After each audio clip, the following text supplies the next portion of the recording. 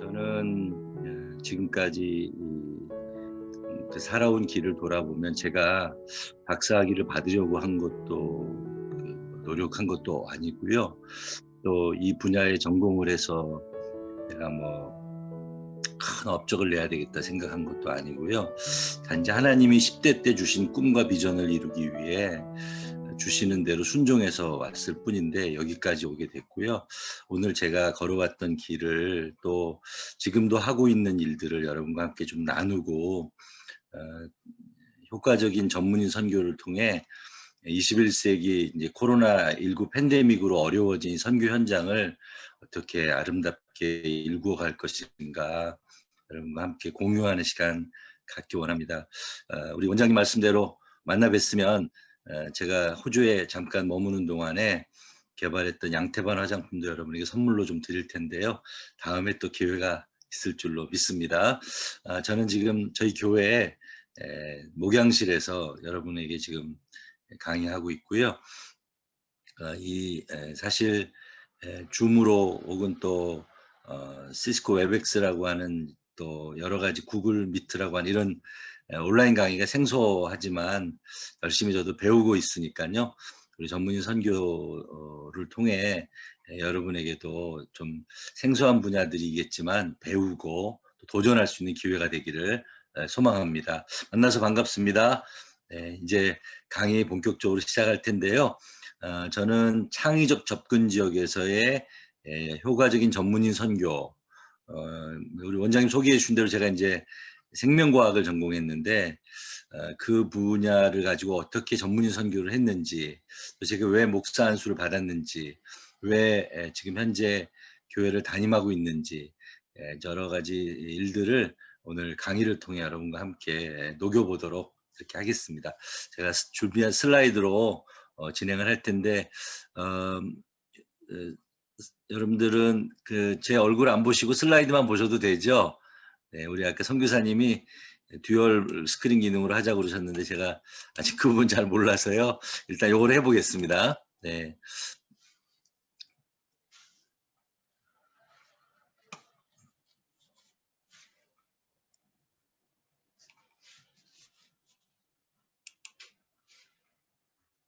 네. 잘 들리시죠? 네, 제가 오른쪽 모니터에 여러분들 얼굴이 나오니까 잘 들리시면 손 한번 들어주시겠습니까? 할렐루야, 반갑습니다. 네. 온라인으로 이렇게 우리 MTI 강의를 하는 게 좀 생소한데요. 그래도 여러분 특별 과정이시죠? 그러니까 이미 다 현장 선교사님으로 계신 분들이니까 이 온라인 강의를 통해서 여러분에게 좀 도전이 됐으면 좋겠고요. 오늘 강의를 통해서 또 온라인 사역이 좀 생소하더라도 함께 한번 적응해보는, 그리고 앞으로 또 우리에게 기회가 되는 그런 사역이 되기를 소망합니다. 저는 전문인 생명 영역 선교 현장 사례 중심으로 이제 좀 하려고 하고요. 창의적 접근 지역, 저희가 이제 주로 했던 것은 중국하고 이제 북한에서의 일인데요. 요 일들을 여러분과 함께 나누도록 그렇게 하겠습니다. 먼저 우리 하나님 말씀 한번 볼까요? 제가 느헤미야서 1장 1절로부터 11절까지 중에 두 절 말씀만 좀 여러분과 함께 공유하기 원하는데요. 다 같이 한번 합독해 볼까요? 시작. 하갈의 아들 느헤미야의 말이라. 아닥사스다 왕 제20년 기슬로월에 내가 수산궁에 있더니 주여 구하오니 귀를 기울이사 종의 기도와 종의 이름을 경외하기를, 주의 이름을 경외하기를 기뻐하는 종들의 기도를 들으시고 오늘날 종으로 형통하여 이 사람 앞에서 은혜를 입게 하옵소서 하였나니 그때 내가 왕의 술 관원이 되었느니라. 아멘. 지금 누구 얘기를 하냐면 느헤미야 얘기를 합니다. 느헤미야는 하나님께 위로받는 자, 이분은 이제 성직자가 아니었죠. 믿음의 가정 하갈의 아들로서 자랐는데 디아스포라 3세, 뭐 2세, 2.5세라고도 할 수 있죠. 할아버지가 포로로 잡혀온 그 땅에서 태어나서 한 번도 예루살렘에 가보지 않은 그런 믿음의 가정에서 자란 하나님의 사람, 믿음의 사람, 하나님께 위로받는 자의 뜻을 가진 평신도였죠. 성도였죠. 저는 원래 이제 서울 사람입니다. 서울특별시 동대문이라고 하는 옛날 말로 하면 사대문 안에 태어난 사람인데요. 그런데 저는 한 번도 가 보지 않은 평양에 대한 마음을 하나님이 주셨어요. 동방의 예루살렘 평양. 저는 평신도 때도 평양신학교를 복구해야 된다는 그런 마음을 하나님 주셨어요. 평양성이 예루살렘 성이다. 그런 마음을 주셨는데요. 제가 인제 북한 선교에 대한 마음, 평양에 대한 마음을 가졌던 것은 성령님께서 주신 마음이겠죠. 그래서 인제 그 마음을 가지고 사실은 '전문인 사역을 해야 되겠다.' 할 때 이 벤치마킹 대상이 느헤미야였습니다. 저는 목사 안수를 받고 신학을 공부해서 '목회자가 돼야 되겠다.' 그 꿈도 꾸지 않고요. 저는 이제 신실한 장로님 혹은 안수 집사님 되어서 평신도로 '전문인 선교를 해야 되겠다.' 뭐 선교라는 말은 거창하고요. '전문인 사역을 해야 되겠다.' 어렸을 때 아브라함 카이퍼의 영역 주권을 제가 잘 배워서요. 그래서 내게 공부시켜 주시는 영역 안에서 저는 어 '하나님 나라의 꿈을 꿔야 되겠다.' 그래서 아브라함 카이퍼처럼 정치가가 될 꿈을 가지고 있었어요, 제 꿈은요. 그런데 하나님은 제가 고등학교 졸업하고 대학원 지나갈 무렵에 하나님이 생명과학을 공부하게 하셨어요. 근데 그전까지 그렇게 재미없던 과학이요. 고등학교 들어가서 재밌게 아주 재밌게 느껴지더라고요. 그래서 아마 좋은 선생님을 만난 덕분이기도 하지만 하나님께서 이렇게 인도해 주신 것 같아요. 그래서 아닥사스다 왕의 술 맡은 장관이었던 이 느헤미야처럼 저는 이제 과학을 전공했는데 미생물 과학, 발효 과학 이런 걸 전공을 했어요. 그래서 뭐 이 아닥사스다 왕의 술 맡은 장관 좀 우리 그 크리스찬들에게는 술 맡은 장관이라는 게 쪼끔 좀 걸쩍지근하잖아요. 왕의 주치의, 고문 변호사, 왕의 교사 이러면 좀 더 폼 나는데 뭐 술 맡은 장관이 뭡니까? 또 우리 뭐 술 좋아하지도 않는데 무슨 왕의 무슨 외교관 이러면 참 좋았을 텐데 말이죠. 그런데 어쨌든 하찮은 이 술 맡은 관리였는데 장관에까지 오른 거죠. 왕의 오른팔이니까. 아까 보셨지만 아닥사스다 왕의 에 술관원으로 일했다. 이거 공무원이죠, 공무원. 요즘 우리 젊은이들이 제일 많이 선호하는 게 공무원이라면서요. 그 공무원이 되는 그 일을 했는데 생각해 보세요. 아닥사스다 왕은 페르시아의 왕이 지금으로 따지면 미국이나 중국의 리더예요. 그런데 이제 느헤미야는 유대인이란 말이죠. 디아스포라란 말이죠. 얼마 전에 한복 입은 미국 하원 의원이 흑인 인제 아빠 백인 저기 한국 엄마에서 자란 것 같아요. 그분이 하원 의원이 인제 선서할 때 한복을 입고 했다고 해서 화제가 되기도 했잖아요. 그런 것처럼 이 외국인이 느헤미야의 오른팔 역할을 하게 된 겁니다. 얼마나 탁월했으면 얼마나 이 분야에 전문성이 있었으면 외국인임에도 불구하고 이런 일을 할 수 있었을까. 미국의 바이든 측근이 누가 있을까.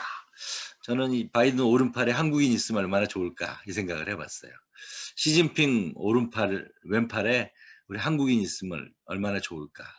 그렇죠? 그러면 세계 역사에 한국이 좀 더 영향력이 있어지겠죠. 이런 느헤미야는 영향력을 가지고 있었는데 결국 느헤미야가 한 일이 뭐죠? 무너진 예루살렘 성벽을 52일 만에 재건하게 됐잖아요. 저는 세계 최강국 G2 국가 미국이나 중국에 이런 한국인 영향력 있는 일꾼이 있으면 전 북한의 예루살렘 성을 복원할 수 있다는 그런 생각을 가지고 있습니다. 외교적인 문제도 해결할 수 있고요. 그런데 이제 저는 이제 오늘 포커스를 거기다 맞추지 않고 느헤미야라고 하는 사람을 하나님이 이렇게 쓰신 이유는 뭘까요? 예. 저는 크리스찬 전문인이다 느헤미야 이렇게 보는 겁니다. 크리스찬이면서 전문인이다. 한 손에는 복음, 한 손에는 전문성, 영성과 전문성을 겸비한 사람이다. 이렇게 보는 거죠. 선교사님들도 뭐 현장에서 사역을 다 하시던 분들이니까 한 분은 뭐 복음의 능력을 가진 건 당연한 게 하겠지만 그러나 인제 또 한편으로 생각하면 언어라든지 또 현 지역 사회 개발이라든지 또 학교 운영이라든지 이런 데 전문성이 있어야 할 줄로 믿습니다. 여러분들 한국에 계시는 동안 그런 전문성을 개발할 수 있기 바랍니다. 그래서 제가 MTI 강의나 혹은 저희 교회 성도들한테 늘 하는 말이 있습니다. 어 1 시간 교회에서 드리는 예배, 그다음 삶의 예배를 예배 후 예배라고 제가 명명합니다. 예배 드리고 나서 예배, 삶으로 드리는 예배. 그 예배에서 최고의 것을, 최선의 것을 최고의 하나님께 올려드릴 수 있도록 노력합시다. 그래서 인제 내가 가지고 있는 기술이나 은사나 재능을 느헤미야처럼 개발해서, 다니엘처럼 개발해서 하나님이 쓰실 때 그 영향력을 가지고 그 영역 변화에서 마음껏 하나님 쓰시도록 내어드릴 수 있는 그런 삶을 삽시다. 그렇게 고면합니다. 저희 교회가 위치한 곳이 이 강서구에 있는 마곡단지예요. 마곡지구에는 저와 같은 연구원 출신들이 약 10만 명가량 있습니다. 서울의 실리콘밸리와 같은 곳입니다. 그러니까 석박사 출신 연구원들이 10만 명가량이 LG만 4만 명, 코롱, 롯데중앙연구소, 또 이랜드그룹 연구소, 외국 연구소까지 가득 즐비합니다. 그러니까 저를 하나님이 강일교회로 부르시고 이 마곡단지에 성전을 짓게 하신 이유는 바로 그런 이유입니다. 한 손에는 복음, 다른 한 손에는 전문성을 가진 느헤미야와 같은 삶을 살고, 또 그렇게 꿈꿨던 저에게 그런 느헤미야를 길러내도록 하나님이 저를 불러 주셔서 오늘 이 현장에 있는 것이고요. 그 이야기는 좀 이따 다시 또 하도록 그렇게 하겠습니다. 크리스천 전문의는 하나님의 영광을 위해 직업을 가지고 일하는 사람들이죠. 세상의 어떤 일도 하나님을 위한 분명한 목표와 동기를 가지면 하나님의 일이 될 수 있고요. 하나님께서 세상의 모든 직업을 자신의 목표와 계획을 위해 사용하신다. 술관원이라고 하는 하찮은 직업이었지만 그 직업을 하나님은 통해서 느헤미야를 영향력 있는 일꾼으로 사용하신 것입니다. 그렇죠. 그렇다고 우리가 뭐 술집을 하라 이런 말은 아니에요. 그런데 어쨌든 술관원이었으니까 왕에게 술 따르는 사람 웨이터였잖아요. 근데 세상에 돈 벌기 위한 술 따르는 사람이 아니라 왕의 마음을 얻기 위해 술을 따랐던, 또 술을 관리했던 술관원. 우리 기독교인들이 봤을 때는 정말 볼품없는 그런 직업의 현장에 있었지만 그는 그 분야에 최선을 다했고 그 왕의 마음을 얻게 된 거죠. 어? 어떻게 보면 우리 목사님들 설교하실 때 느헤미야는 왕의 비서실장이다 그러잖아요. 왕의 비서로서 왕의 최측근으로 가장 신뢰도를 얻는 그런 삶을 사는 거죠. 제가 선교사로 오랫동안 있었거든요. 연변과기대에서 98년부터 인제 일을 했고요. 또 이제 GMS 선교사로 있으면서 제가 인제 선교지로 갈 때 보니까 갖고 있는 물건들이 너무너무 많더라고요. 또 지금 제가 한국에 와서 목회한 지 인제 한 8년 차 되는데 너무 막 쌓이는 거예요. 요즘에는 코로나 팬데믹 시대에 제가 인제 막 정리하면서 제가 3 가지만 갖자 이렇게 지금 다짐을 하고 있습니다. 첫 번째는 하나님을 경외하는 삶을 우선순위로, 두 번째는 이웃을 사랑하는 삶을 차순위로, 세 번째는 신뢰를 갖자, 신용을 갖자 이런 마음을 갖습니다. 돈을 많이 갖고 물건을 많이 갖는 게 아니라 사람의 마음을 얻고 하나님의 마음을 얻는 하나님 마음에 합한 그런 신용 있는 삶을 살자. 신용을 소유하자. 그러면 하나님 영광을 위해 사역한다고 하면 하나님이 부어 주시고 또 이웃 동역자들이 부어 주실 것이라 믿기 때문에 그렇습니다. 그러니까 우리에게 있는 은사와 재능, 하나님의 영광을 위해서, 이웃 사랑을 위해서 쓰임 바 되면 하나님이 반드시 신뢰하게 하시고 부어 주시고 하나님 마음에 합한 자로 쓰임 받게 한다는 사실을 요즘 많이 깨닫고 있습니다. 사랑하는 여러분, 우리 현장에서 사역하시다가 이렇게 들어오셔서 여러분들 재충전하고 계시는 기간 동안에 여러분들에게 주신 은사와 재능이 무엇인지를 찾으시고 그걸 통해서 하나님 나라와 을을 위해 하나님이 이루시고자 하는 계획에 쓰임받는 하나님 마음에 합한 우리 모든 선교사님들 다 되시기를 주의 이름으로 축복합니다. 이분들은 목사님이고 변호사님이고 의사인데요. 다 전문의 선교사들입니다. 뭐 위에 변호사님은 주명수 변호사님이라고 총신 출신이시고요. 이분은 고대 법대 나오셔서 변호사로 있으면서 지금 목회하고 계십니다. 밑에 계신 황성주 박사님 잘 아시죠? 황성주 생식 개발해가지고 의사로 있으면 선교사님들 많이 돕고 계시죠. 이분은 서울대 의대 출신이시고요. 왼쪽에 교수님은 이제 제 얼굴을 넣고 싶었는데 쑥스러워서 제가 다른 분 집어넣습니다. 네. 이분들은 정치인이고 기업가이죠. 뭐 오른쪽에 계신 분은 위에 계신 분 알고 밑에 있는 분은 최의순 박사님이라고 장로님이라고 이분은 대우그룹 출신이십니다. 그런데 선교지의 교회를 100개 지어주신 분이십니다. 이분은 그냥 교회 뭐 1,000만 원짜리, 2,000만 원짜리 아니라 몇 억 정도 되는 그런 교회를 실제로 자기가 올린 수익으로 지어주신 분이시고요. 이분들은 뭐 스포츠맨의 연예인들, 다 교회에서 집사님들이죠. 요즘에 이제 신혜라 씨가 신박한 정리해가지고 아주 열심히 쓰임 받고 있잖아요. 예, 저분들이 제가 알고 있기로는 지금 저렇게 어린 영혼들을 영적으로 또 입양해 가지고 하는데 한 뭐 거의 한 600명 가량 입양했다는 얘기가 있어요. 그 한 달에 3만 원씩 보내는데 600명이면 얼마 정도 됩니까? 엄청난 돈을 그렇게 헌신해서 구제하는 일을 하고 있습니다. 제가 이렇게 이제 크리스천 전문인 을 강의하면서 왼쪽 Y축에는 목사, 장로, 집사, 성도, 교회에서의 직분이죠. X축에는 의사, 기업인, 교수, 정치인, 연예인, 세상에서의 직업이죠. 이 교회에서의 직분과 세상에서의 직업을 우리는 그동안에 이분법적으로 구분했어요. 그런데 이분법적으로 구분하지 마시고 이것은 하나의 전문인 선교의 교집합이다 이렇게 보시면 됩니다. 그러니까 우리의 삶은 교회에서의 직분과 구분되는 게 아니라요. 교회에서의 직분을 그대로 삶의 현장에 가져가서 그 직분답게 살아야 되는 거고요.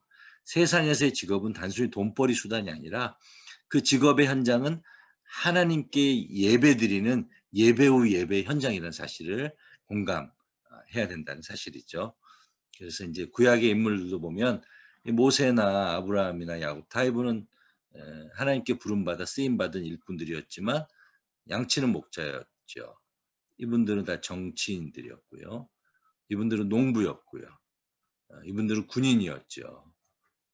뭐 작곡가도 저술가도 숙련공도 여관주인도 다 쓰임 받았던 거죠. 예수님도 목수였고요. 뭐 굳이 예수님 시간 아까운데 뭐하러 목수를 하십니까? 그냥 공생애를 사시지. 다 세리장, 의사, 천막제조업, 장교, 자수장사.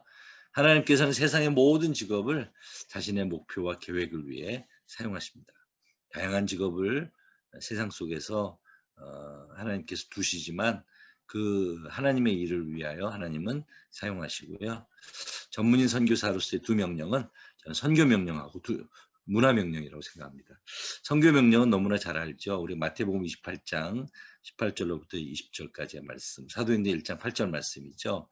그럼 문화 명령, 그리고 문화 명령은 이제 사실 창세기 1장 28절 창조 명령이죠. 이런 선교 명령에 의해서 저도요 1998년에 교회 집사였는데 가슴이 뜨거워져서 선교지에 가게 됐어요.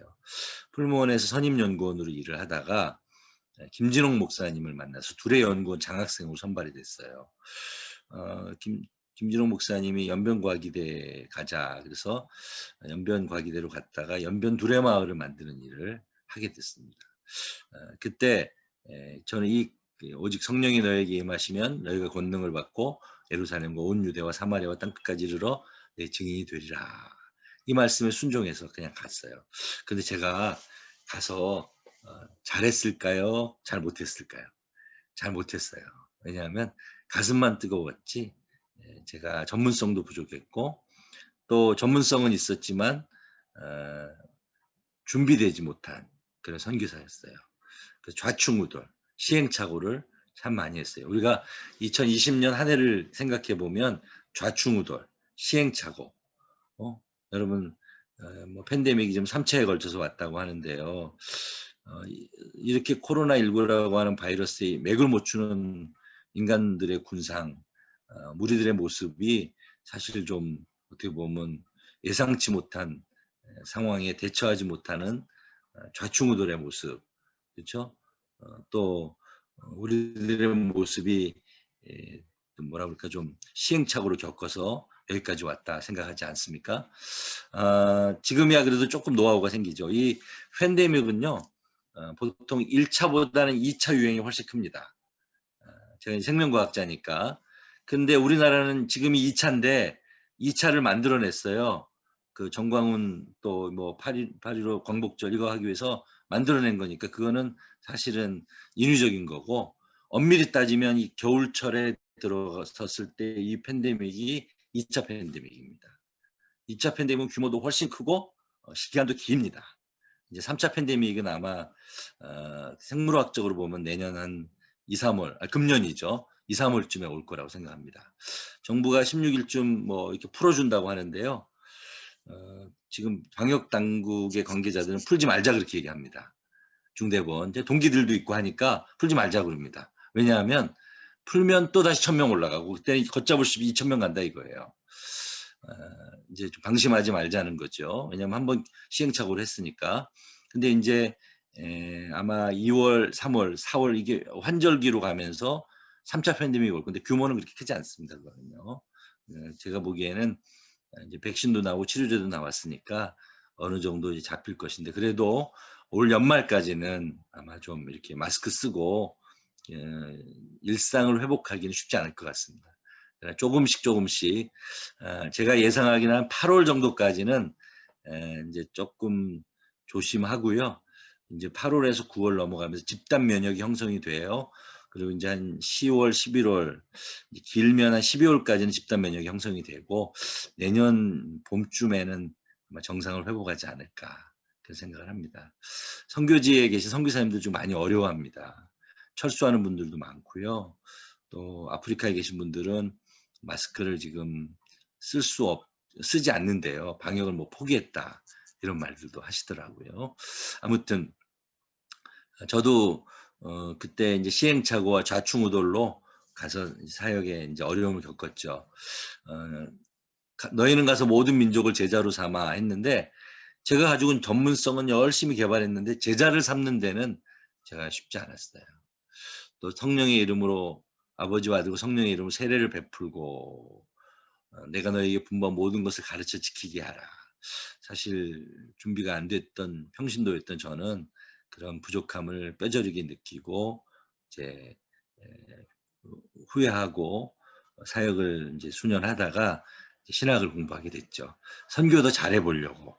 그래서 이제 다시 제가 돌아와서는 이제 준비를 해가지고 나가게 됐고요.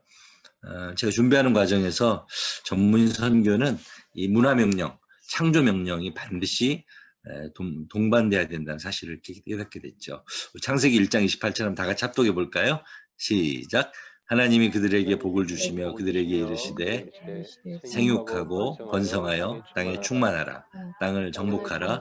바다의 고기와 궁중의 새와 땅에 움직이는 모든 생물을 다스리라 하시니라. 그러니까 가슴 뜨거운 선교 명령과 함께 이 문화 명령을 가지고 현지에 거주하면서 생육, 번성, 충만, 이 부흥의 은혜를 누리는데요. 하나님은 우리 인간에게 주신 영적 권세가 있죠.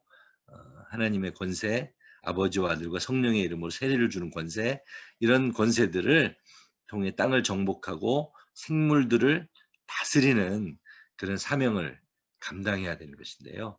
준비가 안 됐던 저는 그저 전문성만 가지면 될 줄 알고 느헤미야처럼 광야 술관원으로 또 교수로 영향력을 끼칠 줄 알고 간 거죠. 근데 그게 아니더라고요. 영성과 전문성이 겸비되어야 된다는 것을 깨닫게 되었습니다. 세계 선교 환경의 변화, 뭐 여러분 너무나 잘 아시죠? 요즘에 선교사 비자 받기가 너무 어렵죠. 선교사 입국 금지 국가 수가 점점 늘어나고 있고요. 또 이슬람, 힌두, 불교 정령 국가들, 숭배 국가들이 이런 나라들이 이제 그래서 이제 최근에 이제 화두가 됐던 BTJ 우리 뭐 열방센터라고 하고 백투 예루살렘, 제루살렘까지 가자는 인터콥 선교회 굉장히 그들의 열정은 제가 존중합니다만 제가 선교사로 있을 때도 그분들이 막 그 앞장서서 정말 전 진군하는 바람에 현지 선교사님들이 많이 어려웠던 경험을 저도 기억하고 있습니다.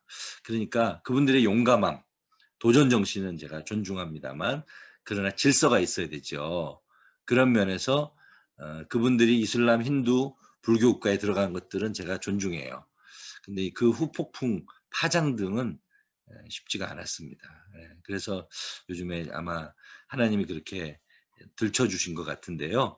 어쨌든 이런 이슬람, 힌두, 불교 정령 숭배 국가들의 우리가 창의적으로 접근해야 될 미전도 종족들이라고 하는 선교 전략적 관점이 있다면 이런 지역들을 영어로 Creative Access Nations라고 하니까 대문자만 따면 캔 지역이다 이렇게 볼 수 있는 거죠.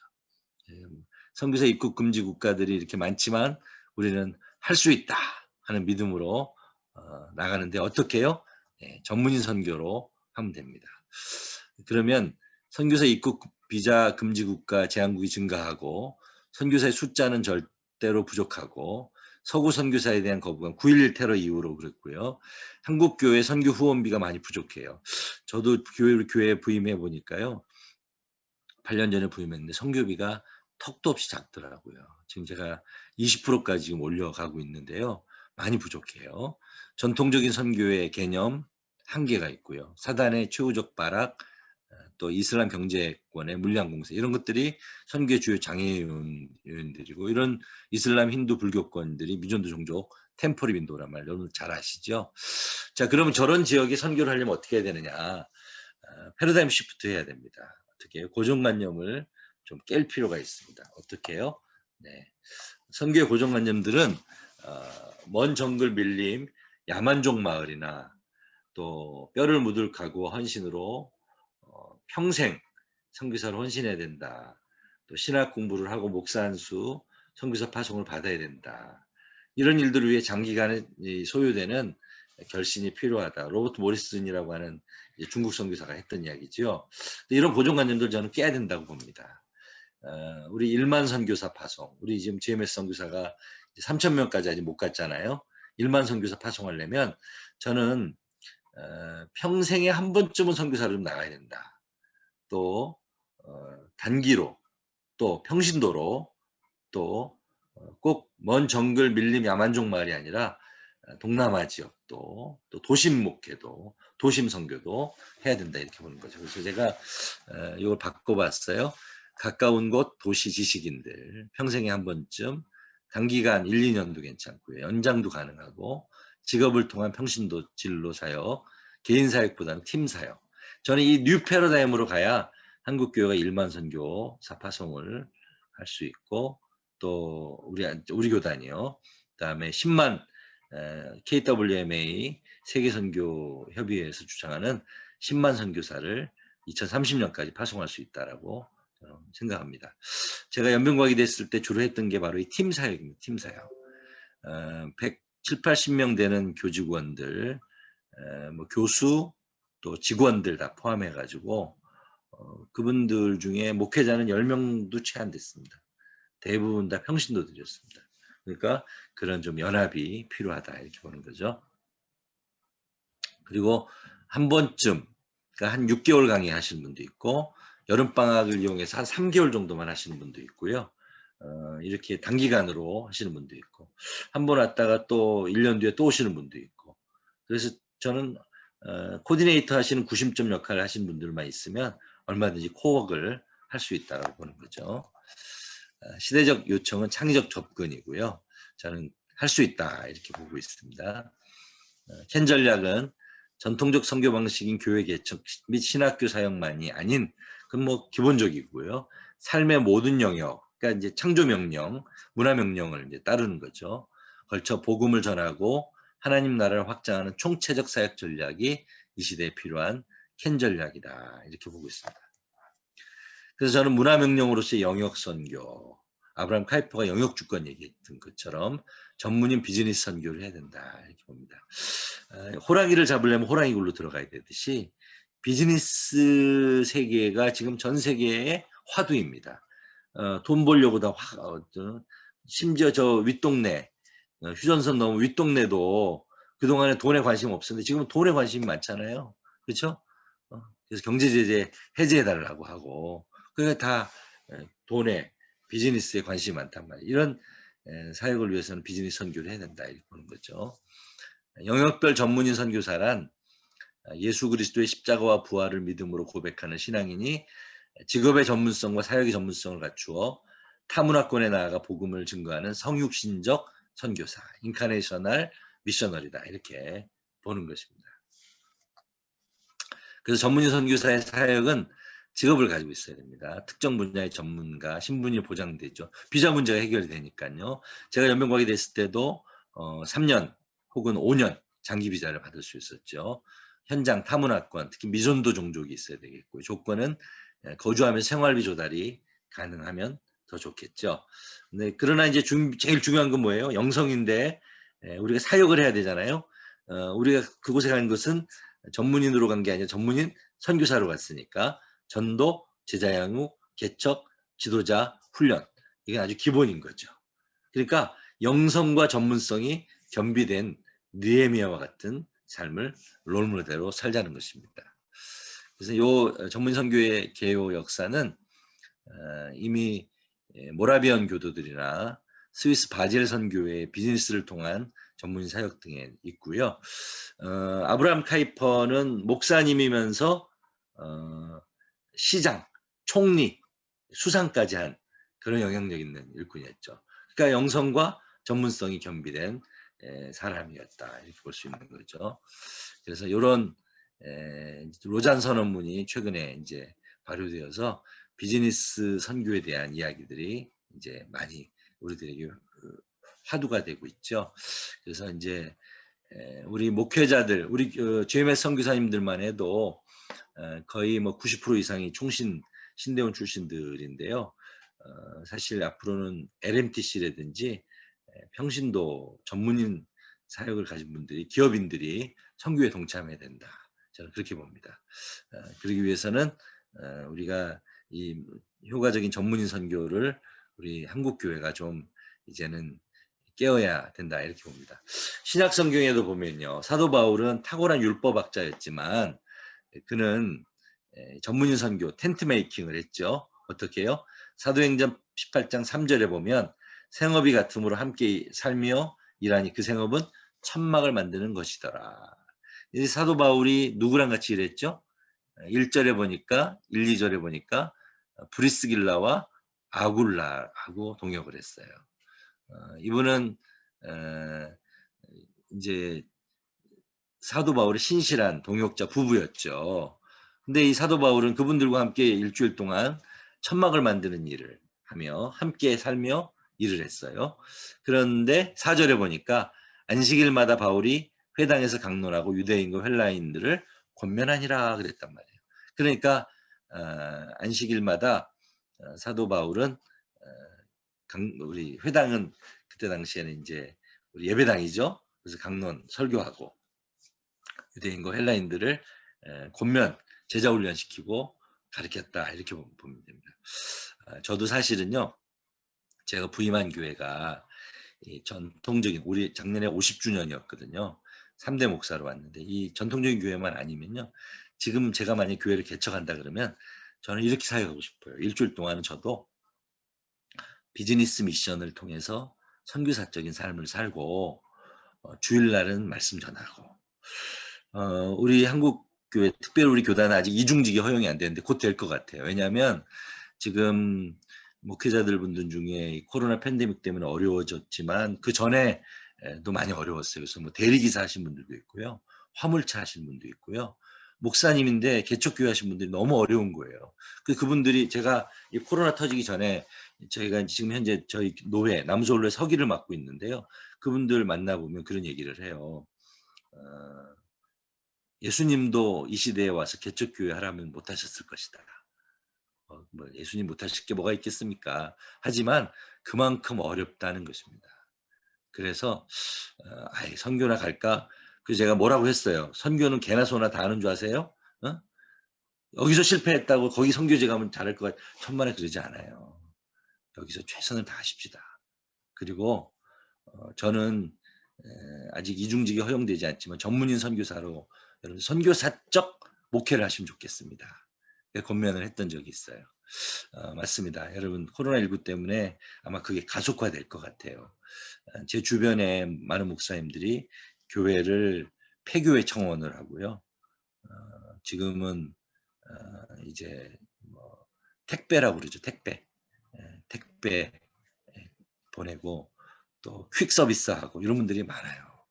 그래서 우리 교단도 지금 급속하게 좀 준비 중에 있는 것 같아요. 지난번 총회 가서 보니까 이제 곧바로 이 선교사적 교회, 선교사적 삶을 사는 교회들은 이중직을 아마 허용하지 않을까 싶어요. 그러니까 이 바울이 그 텐트 메이킹을 했던 롤 모델이기 때문에 이제는 한국 교회가 코로나19 때문에 굉장히 추락했고 위상이 떨어졌잖아요. 한국 교회가 이렇게 가야 되지 않을까 싶어요. 많이 어려운 상황이고 선교사님들도 아마 선교지에서 뼈저리게 느끼셨을 텐데 그래서 저는 전문인 선교가 이 시대의 대안이다 이렇게 봅니다. 그러면 돈을 벌어야 되고 우리가 그걸 가지고 영향력을 끼쳐야 되냐? 저는 그렇게 생각하잖아요. 돈 벌기 위해서가 아니라 저희 노회에 카페형 교회를 하시는 목사님 계신데 카페를 차리고 나서 그 전에는 그냥 일반 개척교회 상가 빌려가지고 했는데 성도들이 하나도 안 오더래요. 근데 카페 차리고 나서 성도들이 18명까지 늘었어요.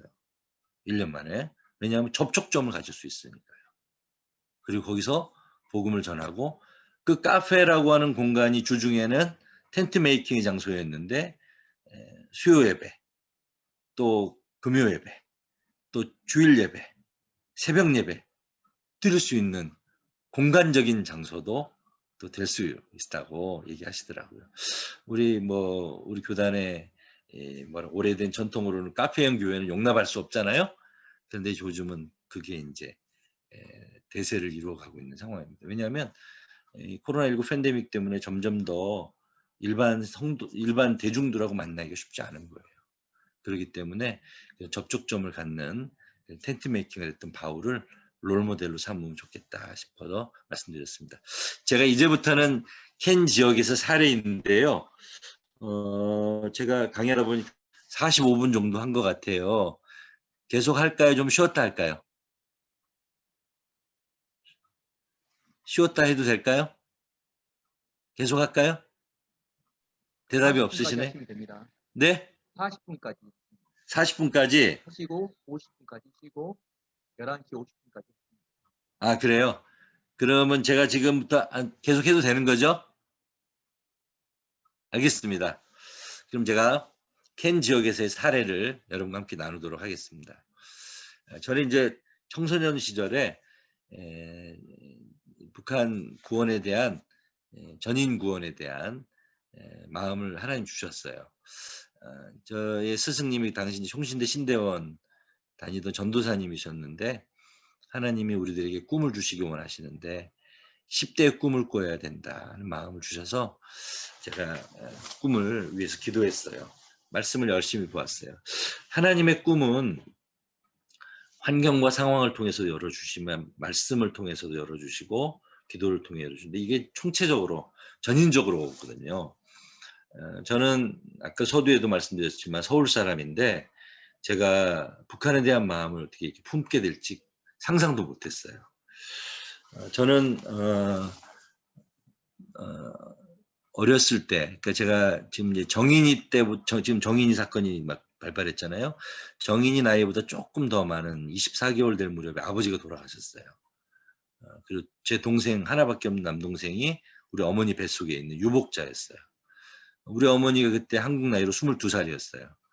아주 어려운 시절에 서울에서 우리 어머니가 두 아들을 낳아서 길러서 오늘날 이렇게 키웠는데, 저는 뭐 어머니가 그렇게 과부로 고생한 것을 생각해서 출세해야 되겠다 마음을 가지고 있었지, 내가 선교를 해야 되겠다, 북한을 위해 일해야 되겠다, 꿈도 꾸지 않았었어요.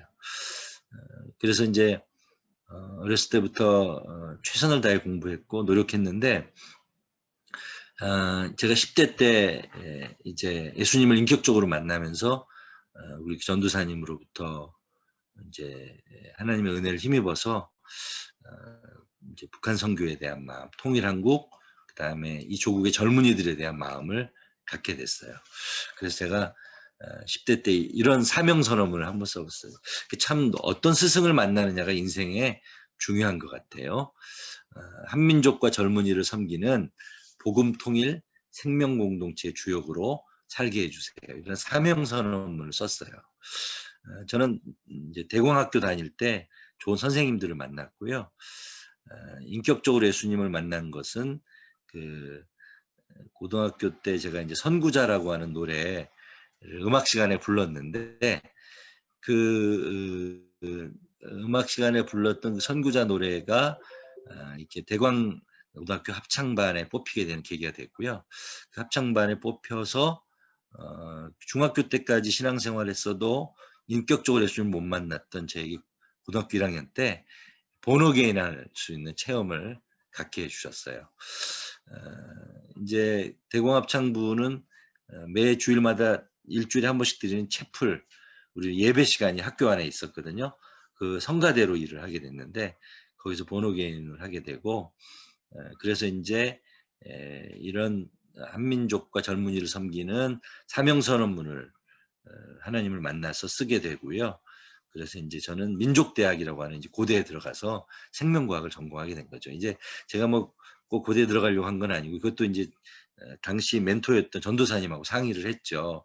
그랬더니 민족의 대학으로 설립되어진 학교 있고, 또 이제 제 집에서도 가까웠고요.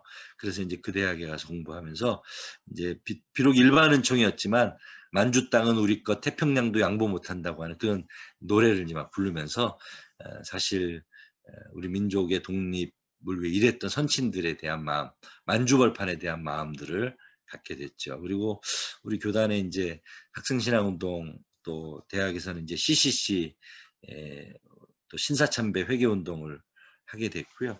저는 이제 뭐 그렇게 지나면서 그냥 평범한 직장 생활을 하게 됐어요. 풀무원에 들어가서 이제 선임연구원으로 일을 하게 됐는데, 저는 점점 어렸을 때의 꿈은 잊어버린 채 이제 직장 생활하면서 돈도 벌고 또 출세하고, 제가 그러니까 27살에 저 중계동에다가 아파트를 제 이름으로 샀다니까요. 돈도 벌고 출세의 가도를 달리고 있었는데, 저는 하나님 이제 신앙생활을 했지만 어느 정도 교회에서의 직분도 있고 했지만 꿈은 잊어버려 가고 있었던 찰나에, 하나님은 제가 다니던 직장 풀무원에 모일 때마다 일송정 푸른 소른, 이 선구자라고 하는 노래를 한 달에 한 번씩 부르게 하는 거예요. 희한하다. 풀무원은 원래 그런 기독교 단체도 아니고, 그런데 이 노래를 부르면서 하나님은 잃어버렸던 제 꿈들을 하나씩 되찾게 하시다가 이제 김진홍 목사님을 만나게 된 거죠. 이제 사실 풀무원에서의 일들은 어떻게 보면 전문성을 좀 갖게 되는 그런 시간이었던 것 같아요. 그러다 이제 본격적으로 이제 두레연구원에 들어가서 이제 김진욱 목사님과 함께 북한에 대한 마음을 다시 되찾게 된 거죠. 그래서 이제 연변과기대로 가게 됐고요. 이 한민족과 젊은이를 섬기는 복음통일 생명공동체 주역으로 살겠다고 했던 꿈을 꾼 지 20년 만에 이제 연변에 가게 된 거죠. 그것도 만주벌판으로요. 신기하지 않습니까? 예수님을 인격적으로 영접할 때 불렀던 노래가 일송정 푸른 소른 늙어 갔어도 한 줄기 해란강은 천년 두고 흐른다고 하는 이 만주벌판 땅에 제가 20년 뒤에 가게 됐다니까요. 첫 번째 선교지예요. 이 세상에 우연은 있다 없다? 저는 없다라고 생각합니다. 하나님의 주권적 섭리 아래 우리가 있다고 보는 거죠. 그래서 복음 통일 민족 복음화의 꿈을 안고 이제 제가 34살에 만주벌판으로 가게 된 것이죠. 그리고 그때 이제 꿈꿨던 것은 이 평양과학기술대학을 설립해야 하는데 일조해야 되겠다. 그런 꿈을 갖게 되었습니다. 그러면 이제 북한에 대해서 공부하기 시작했죠. 그전에는 그냥 들은 이야기, 뭐 이렇게 선친들이 또 스승님이 알려준 이야기, 사진 정도만 봤는데 실제로 가서 보니까요. 이 함경북도 나진선봉에 있는 경제특구예요. 근데 저렇게 우리나라 따지면 송도와 같은 특별시거든요. 근데 저렇게 소달구지가 달리고 저렇게 비포장 도로로 되어 있습니다. 이 북한의 황망한 산이죠. 북한은요, 소를 잡아먹지 않습니다. 일꾼이기 때문에요. 소는 이제 수명을 다하면 이제 고위 간부들이 잡아먹고 보통 소는 일꾼으로 씁니다. 저 위에 보십시오. 완전히 민둥산이죠. 그런데요, 이런 북한의 민둥산에 강 건너, 도망강 건너 중국 땅은 이렇게 울창하고 푸르릅니다. 여러분들 왜 그럴까요? 왜 이렇게 됐을까요? 예, 맞습니다. 김정일, 김정은, 김일성 이렇게 이제 3대 세습으로 이어지는 우상숭배는 하나님이 제일 싫어하는 일입니다. 사실 하나님은 우리 인간에게 나 외에는 다른 신을 섬기지 말라고 하셨는데 북한은 이미 김정일, 또 김정은, 김정일, 김일성으로 이어지는 그런 세습 체제를 가지고 우상 숭배를 계속 강요했기에 사실 북한의 동포들은 저런 산 중턱 산 꼭대기에까지 다 나무를 베어 가지고 땔감으로 쓰고 저기를 다 논밭으로 일구어도 식량이 모자란 상태입니다. 황무한 땅이 되어버린 거죠. 이 땅의 황무함을 보소서 하늘의 하나님, 이 찬송이 절로 나오는 그런 땅이 되어버렸습니다. 그러나 도망강 건너편에 중국은 이렇게 울창하고 푸르릅니다. 제가 중국에 있을 때 중국을 알아야 북한을 안다고 하신 말씀을 전해준 조선족 지도자가 있었어요. 그래서 평양과기대는 연변과기대도 준비해야 됩니다. 그 말씀을 하신 분이 이런 얘기를 하더라고요. 북한은 이렇게 황무한데 중국 왜 이런지 아십니까? 제가 사실은 이제 줌으로 강의를 하니까 조심스러운 게 있어요. 이게 이제 보안상 좀 취약하거든요. 근데 이제 그냥 할게요. 그냥 어차피 하나님 나라를 위해서 이제 생명을 걸었으니까 중국은 덩샤오핑이 개혁 개방하면서 모든 인민은 종교의 자유를 갖는다. 그러나 반대할 권리도 갖는다. 이게 원래 모택동 시절부터 있어도 공산 정권의 종교 지침이었답니다. 그런데 덩샤오핑, 등소평이 개혁 개방하면서 그러나 반대할 권리도 갖는다. 이걸 빼버렸답니다. 그래서 중국은 이렇게 울창한 푸르름을 그리고 어쨌든 교회가 삼자교회라도 세워지는 은혜를 힘입게 됐는데 북한은 아직도 모든 인민은 종교의 자유를 갖는다. 그러나 반대할 권리도 갖는다. 이 조항으로 정부가 반대할 권리를 가지고 지정한 곳 외에는 또 일반 기독교인들은 핍박하는 그런 일을 행한다고 하는 것이죠. 그래서 이게 북한과 중국의 현실은 바로 그겁니다. 그래서 이제 중국의 지도자였던 목사님이 저희들에게 설교해 주셨던 내용입니다. 그래서 중국을 알아야 북한을 안다 얘기해 주셨고요. 지금 이제 시간이 많이 갔으니까 좀 지루하시니까 제가 퀴즈를 하나 내겠습니다. 중국을 알아야 북한을 안다. 이제 이 말씀을 해주시면서 그분이 하신 이야기인데 여러분들에게 좀 재밌게 하려고 퀴즈를 내겠습니다. 왜 제가 중국에 가서 북한 사역을 준비했느냐? 중국은 싫어합니다. 중국에서 북한 사역하는 거를. 그런데 이제 중국을 알아야 북한을 준비할 수 있고 또 평양과기대는 연변과기대에서 준비해야 된다고 하는 그 사회주의 국가에서의 훈련이 바로 사회주의 국가로 들어가기 위한 연습이다 해서 이제 알려주셨는데요. 막간을 이용해서 중국 지도가 나왔는데요. 중국 지도를 보면 동물이 있을 겁니다. 뭘까요? 퀴즈 맞히신 분에게는 제가 나중에 만나면 양태만한번 선물로 드리겠습니다. 중국을 보면 떠오르는 독수리. 동물. 닭. 네? 독수리. 독수리. 아니, 독수리, 누가 독수리라고 하셨죠? 아닙니다. 닭입니다. 닭. 닭. 닭이라고 하시면 손 한번 들어주세요. 닭. 네. 김윤혜 선교사님? 아, 네. 닭이라고 하셨습니까?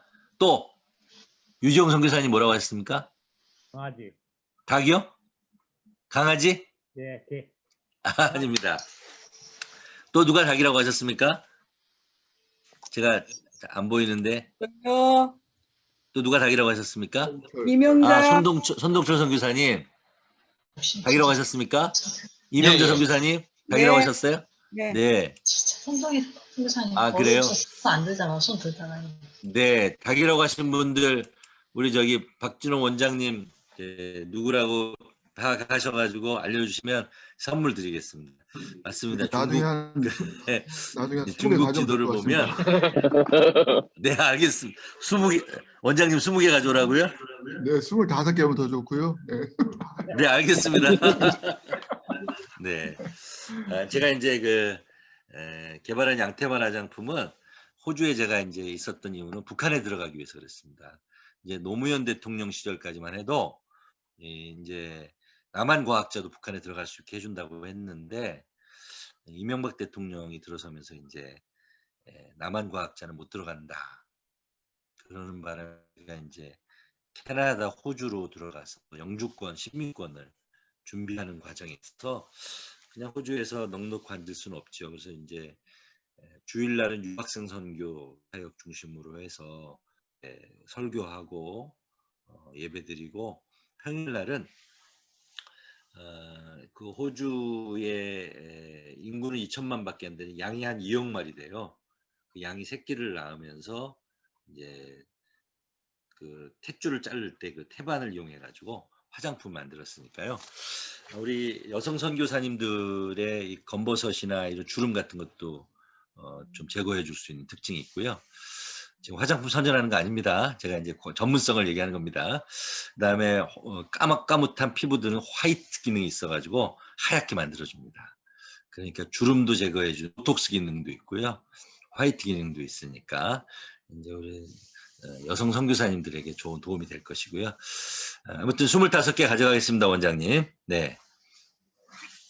그래서 중국을 지도를 보고 닭이라고 얘기한답니다. 이제 그 닭이라고 하는 이유는 이제 이분들이 이제 요 앞부분, 그러니까 요 부분을 이제 닭머리라고 하고 요 뒷부분을 닭꽁지라고 하고 그걸 이제 닭다리다 이렇게 말을 하죠. 그러면서 이 닭이 갈증이 난대요. 그런데 이 갈증 날 때 이 물병, 젖병 역할을 해주는 나라가 한반도랍니다. 그러면서 닭이라고 하는 외형처럼 보이는 곳에 생명수를 제공해주는 이 한반도. 그래서 사실 여러분 우리 GMS의 중국 선교사님들이 굉장히 많아요. 지금 많이 추방됐지만 굉장히 큰 역할을 많이 하셨습니다. 이 중국 선교에 한참 불이 붙었던 게 개혁개방 이후 1990년대 초반부터 해가지고요. 2015년도 추방되기 전까지 거의 한 20년 가까운 시간 동안 엄청난 일들을 중국 선교사로 했습니다. 우리 연변과기대만 해도요, 5,000명이 넘는 제자들을 길러냈거든요. 그런 제자들이 역할을 했어요. 그러니까 중국에 있는 영혼들에게 영적 지도력을 통해서 그들의 영적 갈급함을 해결해 주는 것이다. 연변과기대도 그런 케이스인데요. 이건 제가 빨리 넘어갈게요. 연변과기대 입학생들이 한 해 한 이제 400명 정도 들어와요. 이제 서울에서 연변으로 간 거잖아요. 그러면 그 400명 정도 입학한 학생들 중에 사실 예수님을 알고 있는 애들은 10명도 채 안 됩니다. 그 이유는 중국은 18세 미만의 청소년들과 어린이들은 교회 못 가게 돼 있습니다. 종교의 자유가 없습니다. 왜냐하면 그 아이들의 바탕에 유물론을 가르쳐야 되기 때문에 그 아이들에게 그렇게 신앙을 전수하지 못하게 돼 있습니다. 그 아이들은 이제 대학생이 되면 비로소 이제 신앙의 자유를 갖게 되는 셈이죠. 그러면 그 아이들이 대학에 입학을 했는데 이제 9월 학기예요. 이제 3월 학기는 이제 2학기고요. 9월 학기 1학기인데 대학 입학을 했는데 애들이 교회 다닌 애들, 그 십자가에 대해서 예수님에 대해서 아는 애들 물어보면 없어요. 대부분 뭐 처음 본다고 하고 들어보기는 했는데 뭐 안 다녀봤다고 하고 그런 아이들에게 복음을 전하는 학교가 연변고등, 즉 그러니까 그 아이들의 세계관과 그 아이들의 마음밭에 예수 그리스도를 십자가를 전하는 복음 전도, 그리고 그 아이들을 4년 동안 양육 훈련시키기 위해 연변과기대가 세워진 거죠. 지금은 어렵습니다만 그런 역할을 하기 위해 한국과 또 디아스포라 코리안들이 이제 중국으로 우주벌판으로 건너간 것이죠. 그러니까 중국이라고 하는 큰 닭, 그렇죠? 그 갈급함으로 지금 생명수를 공급받기 원하는 그 중국의 영혼들에게 이제 한국 선교사들이 들어가 복음의 생명수를 그들에게 이제 전달해 주는 것이죠. 그런 역할들을 이제 해서 4년 동안 키워서 내륙을 중심으로 해서 지금은 화살표병원으로 간 것이요. 중국이 잘 사는 동네들입니다. 요 밑에가 이제 그 개혁 개방했던 이제 홍콩 주변이거든요. 여기가 이제 광동성 있고 선전이라는 도시가 있고요. 등소평이 개방했던 곳이고, 그 다음에 이제 강택민이 개혁 개방했던 샹하이라고 하는 곳이 있고요. 그 다음에 후진타오 주소의 개방했던 곳이 바로 여기 치진이라고 하는 곳이죠. 이런 내륙 지방으로 중국이 잘 살거든요. 우리 아이들이 거기에 취직을 하는 거예요. IBM, 휴레패커드, 뭐 삼성, LG 이런 이제 기업에 보통 이제 직원으로 일을 하면서 아이들은 주중에는 열심히 직장 생활을 하고요. 5일 근무니까 토요일 날은 하루 종일 말씀 준비하고 신방하고 주일 날은 자기 집을 오픈해 가지고요. 자기 집에서 가정교회를 합니다. 그러니까 우리 한국의 20대 청년들이 스펙 쌓기 바쁘고 정신없이 막 이것저것 알바하고 있는 틈새에 얘네들은요. 직장에 딱 취직해가지고 그 영적 지도력을 발휘하는 거예요. 그럼 얘네들 목사들이냐? 목사들이 아니에요. 평신도들인 거예요. 자기 전공 분야의 전문성을 가지고 일하면서 이제 주일날은 그렇게 가정교회 지도자로 뭐 많이는 뭐 20-30명, 적게는 10명 미만으로 데리고 아이들에게 복음을 전하는 거예요. 그럼 우리 교수들이 할 일은 뭐예요? 방학 때는 이 아이들을 만나보러 계속적인 관계 유지를 위해서 두툼한 설교 원고 가지고 방문하는 거예요. 그래서 우리 한국말로 된 영어로 된 설교 원고를 주면 이 아이들이 중국말로 트랜슬레이션 해요. 번역해 가지고 이제 그 지역에 사는 중국인들에게 복음을 전하는 역할을 연변과기대 졸업생들이 하고 있는 겁니다. 그래서 연변과기대에 대한 타겟이 돼서요. 뭐 후진타오 주석 때나 지금 시진핑 주석 때 학교가 검문된 게 수차례입니다. 서버까지 다 줬어요. 왜 이 연변과기대 입학만 하면 애들이 다 교회를 다니냐. 그래가지고 연변과기대를 아주 샅샅이 뒤진 적이 한두 번이 아닙니다. 그리고 그 중에 이제 굵직굵직하게 훈련받은 애들은 한국으로 보내가지고요. 총신이나 장신이나 침신이나 여기서 공부시켜가지고 다시 데리고 와가지고요. 이렇게 가정교회 한 1000명 혹은 10,000명 단위의 가정교회 지도자들을 이렇게 묶어가지고 구심점을 만들어줍니다. 이게 거기서 끝나지 않고 이제는 중국 선교가 아니라 선교 중국으로 나가는 것입니다. 그러니까 저희들은 지금 추방돼서 철수됐지만 이제는 어떻게 됩니까? 그 아이들 중심으로 선교 중국을 하는 것입니다. 우리가 닭머리라고 했는데요. 닭머리 연변과기대에서 시작된 이 사역이 몽고 지역으로 가고요. 몽고 지역, 러시아 지역으로 가고 몽고 지역으로 가고 여기는 신장, 우르무치, 아프가니스탄, 카자흐스탄, 이 탄탄탄 지역, 우즈베키스탄, 이 이슬람 교도들하고 똑같거든요. 그 아이들 중심으로 가는 신강대학으로 저희 자미교연돼 있어요. 그 학교로 가고, 여기는 서장 달라이라마가 사는 곳이잖아요. 그런 쪽에 이제 가서 복음을 전하는 역할을 하는, 그 구심점 역할. 그러니까 한국인으로부터 시작된 작은 불씨가 연세대학교, 이화여자대학, 배재대학 학당 같이 그렇게 선교사들이 와서 태국처럼 작은 대학이지만 그 대학이 결국은 선교 중국의 구심점 역할을 현지 지역 공동체, 교회 공동체와 연합해서 하고 있답니다. 이것이 바로 전문인 선교사의 교육 선교의 롤모델이라 여러분들에게 소개하는 것이고, 이 아이들이 그러합니다. 보안 때문에 제가 넘어가겠습니다. 그래서 제가 청년 제자들 향해서 이렇게 메시지를 합니다. 한 손에는 복음을, 한 손에는 전공을 이렇게 했습니다. 지금 한국인이 외국에 세운 대학이 한 46개가 있습니다. 재작년에 LA에 선교대회를 했는데요. 지금 이제 라오스에도 저희들이 과학기술대학을 설립하려고 하다가 지금 주춤하고 있습니다. 그러니까 베트남에도 그렇고. 근데 이제 이런 사회주의 국가들은 교육을 잘 허용하지 않습니다. 근데 연변과기대 롤모델을 가지고 해보려고 지금 하고 있고요. 아프리카 탄자니아에 대학을 설립하고, 또 이제 미얀마에도 그렇고 좀 설립을 하려고 좀 준비 중에 있습니다. 이런 대학들을 상당히, 몽골 같은 경우에는 뭐 몽골 국제대학 포함해가지고 울란바타르 대학 등 한국인 설립한 대학이 굉장히 많거든요. 그래서 이제 그런 일들을 위해서 지금 교육 선교를 주창하며 한 손에는 복음, 한 손에는 전공을 이렇게 지금 이야기하고 있습니다. 그래서 이제 연변과기대 롤모델을 토대로 저희들이 평양과학기술대학도 평양에다가 세웠고요. 저는 이제 한국 국적이어서 못 들어가서 호주 가서 국적 변경해서 들어가려고 했는데 GMS 본부에서 이제 들어오라고 하는 바람에 이제 제가 못 들어가고 한국으로 나오게 됐습니다만, 2011년부터 개교해 가지고요. 지금 이제 9년째 지금 평양에 사역하고 있는데, 지금은 코로나 때문에 지금 중단되었습니다만, 제 연변과기대 제자들이 여기 들어가서 지금 교수로 사역을 하고 있습니다. 자, 아까 퀴즈 냈는데 못 맞히신 분들에게 두 번째 퀴즈의 기회를 꼭 맞히시기 바랍니다.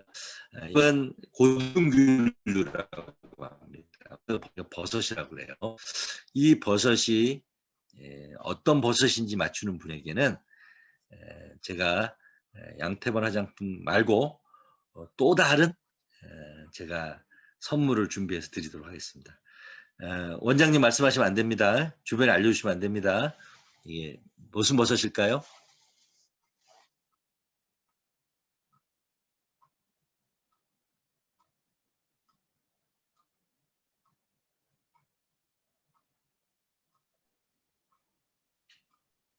무슨 버섯일까요? 네? 노루궁뎅이 버섯입니다. 노루궁뎅이 버섯이요? 네. 아닙니다. 우리 유지영 선교사님 말씀하신 누구시죠?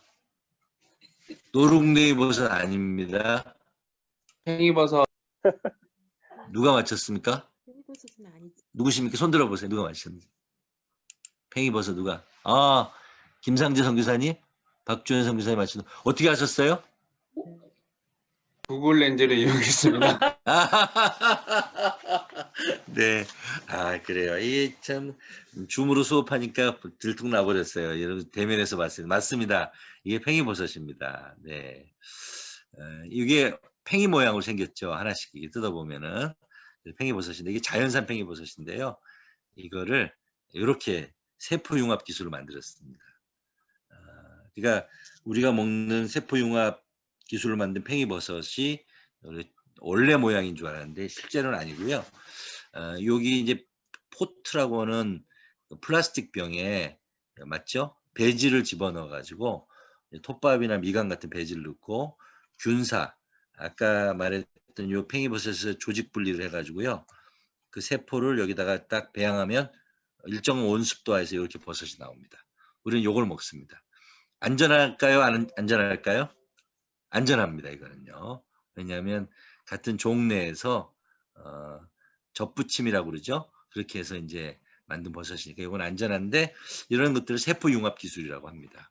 그래서 저는 이제 이런 기술자였어요. 이런 기술자였는데 하나님이 부르셔서 이제 풀무원 연구소에서 이 일을 하려고 부름받아서 풀무원에 입사하게 된 거고요. 그 일을 충북 음성군 대소면이라고 하는 곳에 가서 하다가 이제 저는 하나님께서 불러주셔서 연변과학기술대로 가게 된 거죠. 풀무원에 입사를 했는데 저렇게 고등교류를 가지고 이제 뭐죠? 그 식물 공장을 운영해서 풀무원은 어쨌든 일반 기업이니까 돈을 잘 벌어야 되니까 수익을 창출하려고 굉장히 그 기대를 컸는데 제가 풀무원에 있으면서 이제 기업은 어쨌든 간에 수익을 창출하고 돈을 벌어야 되잖아요. 근데 아무리 좋은 아이템이어도 그 시기가 맞지 않으면 돈을 벌 수 없는 겁니다. 여러분 마스크 작년에 없어가지고 막 동이 나가지고 마스크 사려고 막 긴 줄 섰잖아요. 그 전에 황사가 있어도 마스크 쓰는 사람 별로 없었어요. 맞죠? 마스크 장사들이 별로 돈을 못 벌었어요. 근데 코로나가 터질 줄 알았겠습니까? 코로나 터지니까 돈을 버는 거예요. 마스크 장사들이요. 그런 것처럼 기업은 돈을 벌기 위한 수익 집단인데 지금 뭐 우리가 주가가 막 3천을 돌파하고 코스피 주가가 올라갔듯이 또 땅값이 막 올라가고 집값이 올라가듯이 그 때라는 게 있거든요. 풀무원은 그 아까 말했던 이 팽이버섯 기술을 가진 저를 스카우트해서 이 사업을 하려고 했는데 때가 맞지 않았던 거죠. 지금이야 뭐 보편화됐지만 그때 당시만 해도 아니어서 저보고 유기농 연구하고 콩 연구를 해달라고 하는 거예요. 사실은 저는 유기농이나 콩에 대해서는 잘 몰랐었어요. 풀무원에 입사하기 전까지는. 오직 미생물 화학자로 고등균류 세포융합 기술을 가진 그 세포융합 기술에 관해서는 제가 다녔던 대학에서는 탑이었고요. 전 한국의 10손가락 안에 꼽히는 그런 전문성이 있었어요. 그런데 저를 스카우트 해놓고 돈벌이가 안 되니까 이걸 하라는 거죠. 그래서 제가 회사를 그만두고 다시 공무원으로 갈까 생각도 하고 고민을 하게 됐죠. 그런데 이제 저는 당시 교회 찬양대 지휘를 하고 있었거든요. 지금은 찬송가 620장이 있는데 그때는 찬송가에 없었어요.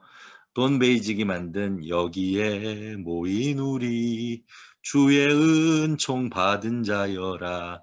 이 찬송을 그때 제가 지휘하고 있는데 2절 가사에 주님이 뜻하신 일 헤아리기 어려워도 언제나 주 뜻 안에 내가 있음을 아노라.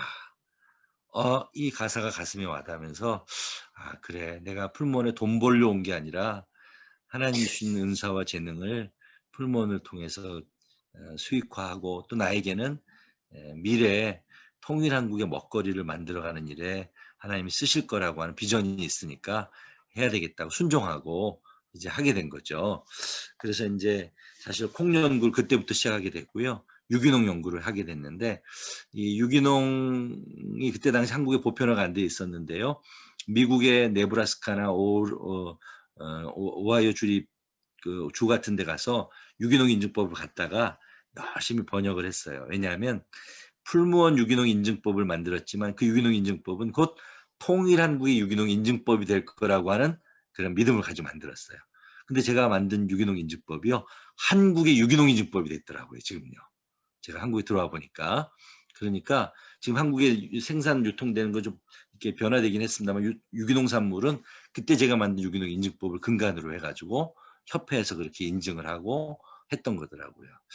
또 한 가지는요. 제가 그때 콩 연구를 시작을 했는데 콩은 밭에서 나는 소고기잖아요. 그러니까 어떻게 보면 콩은 모든 그 국민들에게 영양을 제공해주는 또 이소플라본이라고 하는 성분이 있어가지고 여성들의 갱년기라든가 피부 미용을 해서도 아주 좋은 성분인데 저는 이제 그런 걸 모르고 그냥 콩 연구를 하다 보니까 이게 밭에서 나는 소고기로 굉장한 영양 고단백질이구나. 그 연구를 이제 즐겁게 재밌게 했죠. 근데 희한한 건요. 제가 이걸 선교하려고 한 게 아니라 연구를 하고 그냥 순종해서 했을 뿐인데 제가 방문한 일송정 푸른소른 그 선구자의 땅이 콩의 원산지 땅이더라니까요. 유기농 콩을 원산지, 그러니까 인류 최초로 콩이 재배됐던 곳이 바로 그곳인 거예요. 콩의 원산지 만주벌판으로 하나님 저를 인도하셨고 거기서는 풀무원에서 배운 기술을 가지고 콩밭 매는 머시매가 된 거죠. 콩밭 매는 아낙네는 사라지고 콩밭 매는 남자가 돼서 콩밭을 맺기 시작했습니다. 이게 이제 콩밭이고요.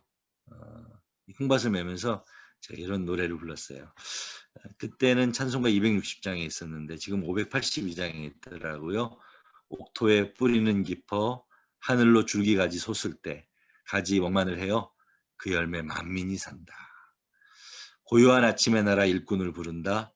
하늘 씨앗이 되어 역사의 생명을 이어가리. 저는 북한에 갈 수 없지만 이 제가 재배한 콩이 하늘 씨앗이 되어 역사의 생명을 이어가는 북한의 먹거리가 되길 소망합니다. 이런 마음으로 고요한 아침의 나라, 북한의 동포들을 구원하는 일을 위해 하나님이 한민족의 일꾼으로 저를 불러주셨음에 순종해서 가게 된 것입니다.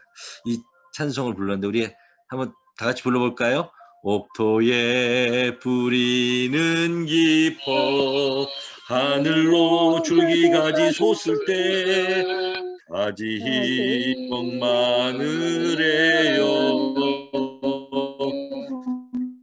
그 열매만이 산다 고요한 아침의 나라 일꾼을 부른다 하늘 씨앗이 되어 역사의 생명을 이어가리.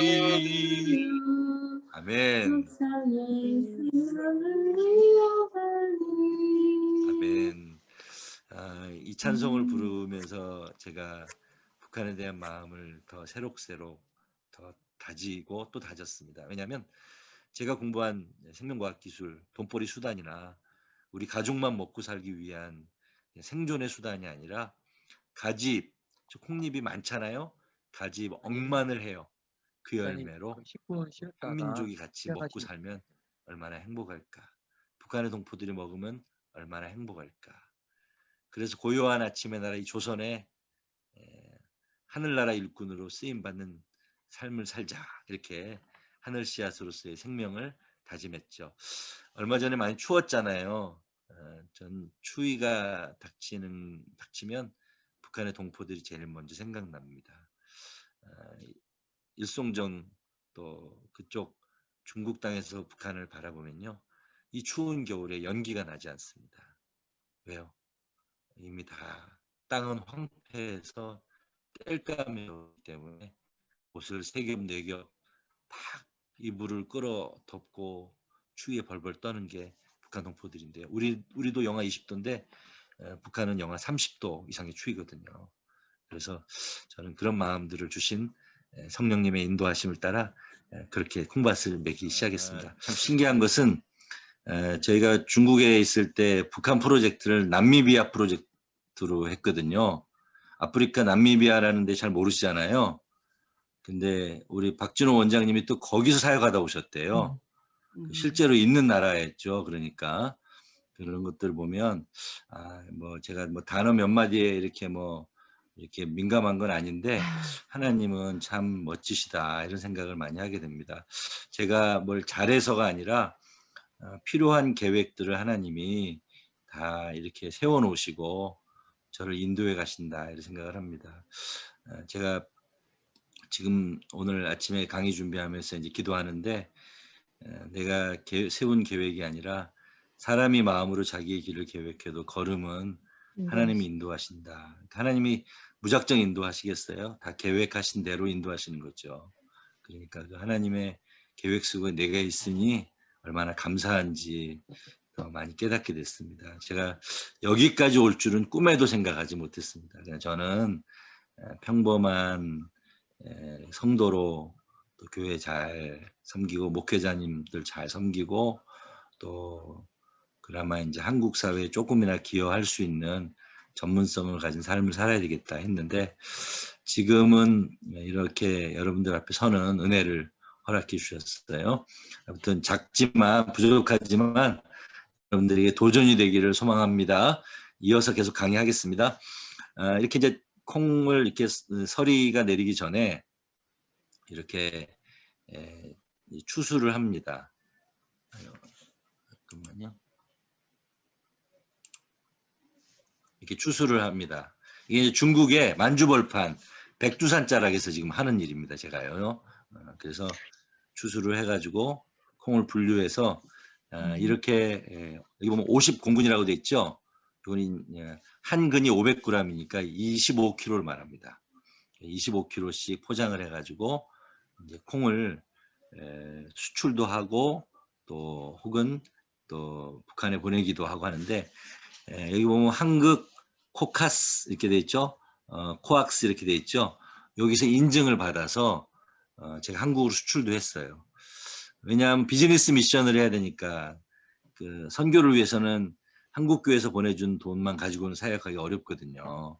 그렇죠. 스케일이 우리 가족만 먹고 사는 게 아니라 그 열매로 만민이 먹고 살고 북한 동포들 다 먹이려면 돈을 벌어야 되잖아요. 그래서 그 전문성을 내게 주신 대로 돈을 벌기 위해서 제가 이걸 한국에 수출했는데 어디서 수출했냐면요. 이 두부 만드는 회사에 수출을 했어요. 어디서 수출했을까요? 이건 퀴즈는 아니고요. 풀모아. 맞아요. 풀무원 했습니다. 예, 제가 다니던 회사에 수출했어요. 그래서 풀무원 유기농 콩 두부를 이렇게 생산하게 됐습니다. 풀무원 원래 국산 콩밖에 안 쓰는데요. 제가 풀무원 사장님을 꼬실레이제이션 했어요. 백두산 표고 우리 한민족 콩이니까 갖다 쓰십시다. 그리고 유기농 콩입니다. 콩의 원산지에서 나왔습니다. 그럼 제가 풀무원에서 직장 생활할 때 잘했을까요? 잘했을까요? 네, 잘했으니까 사주겠죠. 아무리 콩이 우수해도 여러분 우리가 직장 생활을 해도 그저 월급 받기 위해서 눈 가리고 아웅하면 안 되고요. 죽게 하듯 해야 됩니다. 골로새 3장 23절처럼 그렇게 해서 풀무원의 유기농 계약 요런 그러니까 제가 세포융합 전문가였는데 그런 유기농을 배우고 콩을 배운 것이 이렇게 써먹을 줄은 꿈에도 몰랐어요. 이렇게 써먹을 줄은. 그래서 제가 이렇게 하나라고요. 이제 돈을 좀 벌었겠죠? 이렇게 해가지고요. 그래서 이제 북한에 들어가려고 딱 하는데 북한에서는 교수동물이 조국에는 이렇게 두부 만들 시설이 없습니다. 재래식으로 만들어야 됩니다. 그러는 거예요. 왜냐하면 북한은 전기가 없어요. 전기가 급속도로 전압이 높았다 낮았다는 바람에 한국에서 가져간 가전제품들 다 망가지고요. 불안전해요. 그러니까 결국은 재래식으로밖에 할 수밖에 없어요. 북한에서는. 두부 만들어 가지고 좀 들어가기도 어렵고 그런데 그때 마침 제가 풀무원에서 했던 일이 생각났어요. 이게 된장 만드는 일이에요. 제가 이제 그 세포융합 전문가로 입사했는데 저보고 콩하고 유기농 연구를 하라고 하면서 제일 먼저 내린 프로젝트가 이 된장 만드는 거예요. 메주를 쏘아가지고 이게 재래식 메주잖아요. 된장을 만드는 일을 하라는 거예요. 참 웃기는 된장 같은 회사죠. 저 고급 기술을 가진 저를 데려다가 된장이나 처발을 하고 있으라고 이런 회사가 어디 있어요? 그래서 내가 때려치고 싶었는데 주님이 뜻하신 일을 헤아리기 어려워도 언제나 주뜻 안에 내가 있음을 아노라. 사실은 그 노래 부르면서 하나님 뜻에 순종해야 될까 말아야 될까 고민하다가 이제 순종하기로 했죠. 제가 풀무원 된장을 만들었는데요. 된장을 출시하기 전에 제가 우리 어머니한테 이제 딱 보여드리면서 어머니 이게 내가 내일 모레 출시할 된장인데 한번 맛 좀 봐주세요. 그랬더니 우리 어머니가 하는 말이 야 이놈 자식아 된장은 내가 너보다 훨씬 더 잘 만들어. 사내 놈이 할 짓이 없어서 된장이나 처바르고 있냐. 그 풀무원인지 술무원인지 당장 때려쳐라. 그랬어요. 그 사실은 이 주부들이 하는 일이고 남자가 그것도 말이죠. 현임연구원이라고 한 사람이 할 짓이 아닌데 이제 느헤미야가 생각났죠. 왜냐하면 남들이 손가락질하고 쉽게 여기는 술관원이었지만 그는 그 분야의 전문성을 가졌던 것처럼 저도 이 분야에 전문성을 가지고 해야 되겠다. 그래서 열심히 메주를 쓰게 됐고요. 메주 쓰는 과정에서 그 된장을 만드는 과정에서 이렇게 전통적인 메주를 쑤어서 이제 장을 만드는 방법도 좋은데요. 요 표면에 이렇게 그 지푸라기를 매단 곳에 하얀 균들이 끼잖아요. 이걸 고초균이라고 하는데 이 고초균이 여러분 제 마우스 보이시죠? 네. 고초균이 사실은 공기가 맑고 깨끗한 곳에서는 우량하게 뜨는데 요즘 황사 심하고 하니까요. 이게 다 검정곰팡이가 뜨는 거예요. 매연도 심하고. 또 요 지푸라기들은 대부분이 다 농약이나 이런 그 제초제를 쓰는 바람에 오염돼 있고요. 제초제는 우리 몸속에 들어가면 빠져나가질 않거든요. 그래서 베트남에 참전했던 고엽제 환우들이 힘들어하는 거거든요. 그래서 이제 제가 야, 된장을 만들어도 꼭 이렇게 만들 필요가 있냐, 이런 메주로 쓸 필요가 뭐가 있냐. 옛날에는 이렇게 전통적인 방식으로 해가지고 공기 좋을 때는 고초균이 뜨기도 했지만 우리가 좀 더 전통을 새롭게 하자. 그래서 제가 콩을 씻어서 삶아가지고 이거를 다 문질러가지고 으깨가지고 벽돌 모양이나 베개 모양으로 만들잖아요. 그걸 지푸라기를 묶어서 천막 밑에다 이렇게 놓는 거잖아요. 저거를 꼭 저렇게만 해야 되냐? 콩을 씻어서 삶아가지고 이 콩이 그냥 통째로 메주가 되는 방법은 없을까? 왜요? 물리적으로 따지면, 물리학적으로 보면 이 저렇게 삶아서 이렇게 사각 메주로 만들었을 때 겉에는 저렇게 하얀 고초균이 끼지만 내부에까지 저게 안 들어가요. 그러니까 어차피 여러분 장을 잘 못 담그시니까 모르시겠지만 독에다가 저렇게 넣고요. 소금하고 물 집어넣고 이 메주를 집어넣을 때 다 으깨서 집어넣어요. 나중에는 다 으깨거든요. 그래 균이 골고루 들어가게 하려. 그럴 바에는 처음부터 이 콩 하나가 메주가 되게 하자. 그러면 물리적으로 표면적도 넓어질 거 아니냐. 그래서 제가 순창 지리산 골짜기 같은 데 가서 이런 균을 아주 청정한 지역에서 추출을 했어요. 저희는 생명과학자니까 그런 거 잘하잖아요. 추출해가지고 발효기, 퍼멘터에 돌려가지고 균을 증폭시켰어요. 마치 버섯 고등균류 하듯이 해서 이 콩을 삶아서 이 콩을 좀 식혔다가 여기 위에다 그 균을 쫙 뿌려줬더니 이렇게 됐어요. 그러니까 사각매주처럼 볼품은 없어도 그죠? 콩 하나가 저렇게 하얀 고초균이 뜬 매주가 되는 거예요. 이거 보면 뭐가 생각나죠? 낫또 낫또처럼 그렇게 해서 이렇게 만들었어요. 이걸 가지고 된장을 담궜더니요. 훨씬 맛있는 된장이 생기는 거예요. 낫또균으로 만든 된장, 미소 된장보다 훨씬 더 미소 짓게 만든 된장을 만든 거예요. 여러분 된장 못 담그시니까 제가 그런 분들을 위해서 내 마음이 콩콩 해콩 매주로 장 담그는 법도 개발했어요. 그래서 여기 우리 신방 갈 때 쓰는 오렌지 주스 팩 같은 데 여기 넣어놓은 이 내용물을 갖다가 집에 가셔서 여러분 이런 독에다가 물 집어넣고 저 안에 있는 내용물들 다 때려 넣고 뚜껑 딱 닫아놓으면 3개월 뒤에 된장이 되고요. 그걸 짜면 국간장이 되는 거예요. 신기하죠? 여러분들 단장 한 번도 못 담궈 보셨으니까 그냥 사 먹는 게 낫죠. 근데 어쨌든 저렇게 제가 개발을 해가지고 저걸 뭐 했을까요? 저걸 북한에서 개발한 거죠. 개발해서 저거를 연변과학에 대해서 일단은 테스트를 먼저 한 다음에 북한 프로젝트로 북한에 가서 이걸 한 거예요. 이렇게 북한 노동자들을 고용해가지고 그렇게 해서 이제 저런 된장 프로젝트를 가지고 어떻게 해요? 네, 저는 이제 자주 못 가니까 제자 한 명 보내가지고 수출을 해서 이 한국으로 보내서 혹은 일본이나 중국으로 보내서 거기서 생긴 수익으로 다시 또 북한에 가서 저희를 하는 거예요. 그래서 돈을 비즈니스 미션을 통해 계속 전문인 선교가 순환될 수 있도록 그런 역할을 제가 지금까지 중국과 북한에서 했고요. 지금은 제가 이제 한국에 나와 있으니까 제 제자들이 저희들을 중국과 북한에서 하고 있습니다. 그러니까 그냥 느헤미야처럼 술관원, 볼품없는 술이라고 하는 것 가지고 예루살렘 성벽 재건을 하는 일에 하나님이 쓰셨던 것처럼 볼품없는 이 된장 가지고 저렇게 북한 선교를 작게 하고 있어요. 자, 여러분 된장 별것 아니죠. 그냥 요즘 된장 그냥 사서 먹는 게 더 편리하지만 북한에 저 일을 한 이유는 저렇게 북한의 노동자들을 고용할 수 있고요. 일자리를 만들어줄 수 있는 거예요. 그리고 북한 현지에서 저 사람들이 물고기 잡는 법을 가르쳐주는 그런 비즈니스 에이지 미션 전문인 선교를 하게 되는 거죠. 제가 아까 연변과학에 됐을 때는 사람을 기르는 교육 선교였지만 이거는 실제적으로 사람을 고용하고 예수님을 구주로 믿게 하는 접촉점을 갖게 하는 그런 사역을 하는 것이다 이 말이죠. 자, 이런 이제 전문인 선교를 제가 북한에서 하게 됐고요. 이제 요거는 거기서 나온 수익금을 가지고 어차피 콩으로 하는 거니까 두유를 짜 가지고요. 두유를 각 그 고아원이나 이게 이제 북한의 특별한 도시거든요.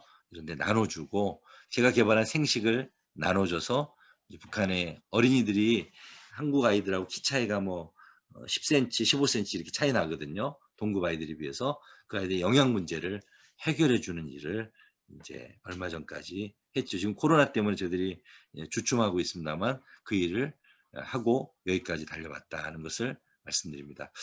여러분, 저는 처음에 콩이라고 하는 것을 잘 모르고 했는데 이 콩은 나중에 보니까 콩과 옥수수는 윤작식물이더라고요.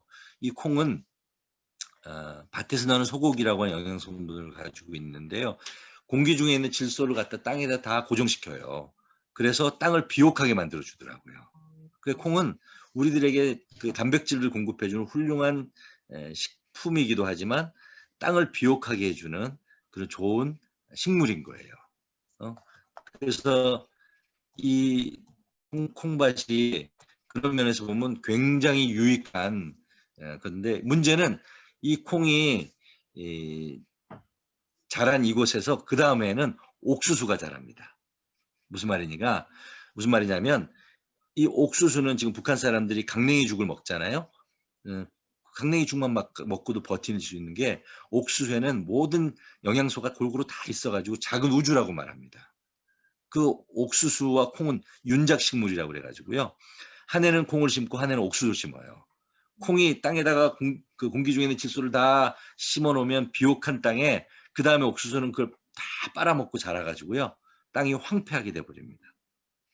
그러면 그 다음에 또 콩을 심고 이런 식으로 콩과 옥수수는 윤작식물로 서로 보완 관계를 가지고 북한에 있는 동포들을 먹여 살릴 수 있는 그런 좋은 식물이라는 사실을 이제 저는 알게 된 거죠. 이렇게 콩과 옥수수를 이제 교차 재배, 윤작으로 재배해 가지고 저는 식품을 가공해 가지고요. 이제 북한의 어린이들에게 먹이기도 하고 이 아이들이 이제 그 생식 먹고 또 두유 먹고 이제 자라는 아이들이 있죠. 그 번 수익으로 또 이제 북한에 이제 여러 가지 물품이 들어가는데요. 여러분들 우리는요. 그래도 대한민국이라고 하는 좋은 나라의 자유민주주의 국가에서 신앙의 자유를 가지고 살면서 넉넉하게 5,000년 역사 가운데 가장 지금 잘 사는 때를 지난다고 하는데요. 이게 뭐냐면 생리대입니다. 여성 생리대. 북한의 아이들은요. 저희들이 이제 평양과기대 짓는다고 들어가서 보니까 생리대가 없어가지고 나뭇잎을 말려서 쓰더라고요. 나뭇잎을. 또 헝겊 조각을 빨아서 쓰고 또 쓰고 그러더라고요. 그래서 저희들이 이제 번 돈으로 중국산이지만 생리대를 갖다가 북한 아이들에게 이렇게 주는데 그냥 주면 안 되고요. 북한 아이들이 갖고 있는 물건하고 물물 교환을 한다든지 그 뭐 우리 가둬봤자 소용도 없는 뭐 약초류 같은 거 가져오는데요. 그걸 받아서 물물 교환합니다. 왜냐하면 그냥 주게 되면 선교사고 NGO 단체인지 다 알거든요. 오랫동안 장기적으로 사용하려면 반드시 비즈니스를 해야 됩니다. 그래서 이거를 무역 형태로 가지고 가서 거기서 우리 점포 장마당이라고 있거든요. 장마당에서 판매 형태로 하면서 이제 주는 거고요. 요것도 도시락인데요. 이제 한국 돈으로 따지면 1,000원, 1,500원 정도 되는 도시락을 만들어 가지고 하루에 1,000개 만들어서 한 100개, 7, 80개 팔고요. 나머지는 다 유통기한 하루밖에 안 찍으니까 유통기한 지났다고 그래서 이런 고아원이나 이런 데 배포하는 사랑의 도시락입니다.